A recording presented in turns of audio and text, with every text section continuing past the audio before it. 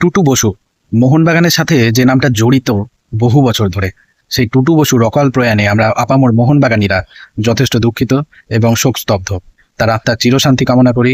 ওম শান্তি। কিন্তু সব থেকে দুঃখজনক ব্যাপার হচ্ছে টুটু বসুর মৃত্যু হয়েছে গতকালকে মাঝরাত্রে। তারপরও মোহনবাগান সুপার জায়েন্টের ফেসবুক বা সোশ্যাল মিডিয়া পেজে এখনো অবধি তার আত্মার চিরশান্তি কামনা করে একটা পোস্ট অবধি করা হয়নি। ডার্বির টিকিট নিয়ে পোস্ট অলরেডি হয়ে গেছে, তারপরও আজকে সকালেও পোস্ট হয়েছে, কিছুক্ষণ আগেও পোস্ট হয়েছে, কিন্তু Mohun Bagan super জায়েন্টের social media page থেকে মোহনবাগান নামের সাথে জড়িত, মোহনবাগানে সারা জীবন কাটিয়ে দেওয়া টুটু বসুকে নিয়ে একটাও কোনো পোস্ট হয়নি। সঞ্জীব গোয়েঙ্কা মোহনবাগানের জন্য অনেক করছেন, কিন্তু তাদের এই দ্বিচারিতা কেন বারবার? আপনাদের মনে থাকবে একটা সময় যখন প্রথম দিকে মোহনবাগান সুপার জায়েন্টের পেজ থেকে মোহনবাগানে যারা লেজেন্ড তাদের নিয়ে কোনো পোস্ট করা হতো না।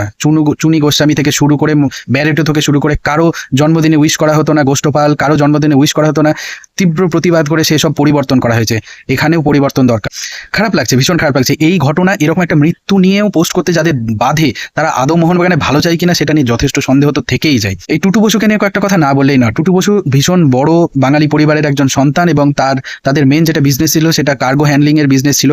দুবাইয়ে তারা বহু বছর ধরে বিজনেস করেছে, বহুদিন ধরে বিজনেস করেছে। তারপরে তারা এখনো সে বিজনেস চলে যাচ্ছে। বিজনেস রিপ্লে বলে একটা কোম্পানি, সেটা কার্গো হ্যান্ডলিং এর কাজ করে এবং দুবাই সহ ভারতবর্ষে তাদের বড় ব্যবসা রয়েছে, তাদের বেশ কিছু জাহাজ রয়েছে।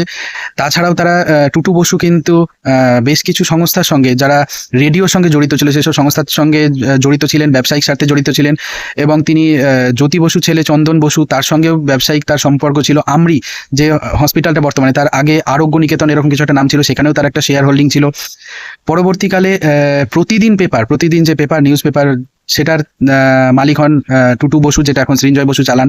সৃঞ্জয় বসু পরবর্তীকালে যদিও তৃণমূল কংগ্রেসের হয়ে রাজ্যসভার এমপি ছিলেন।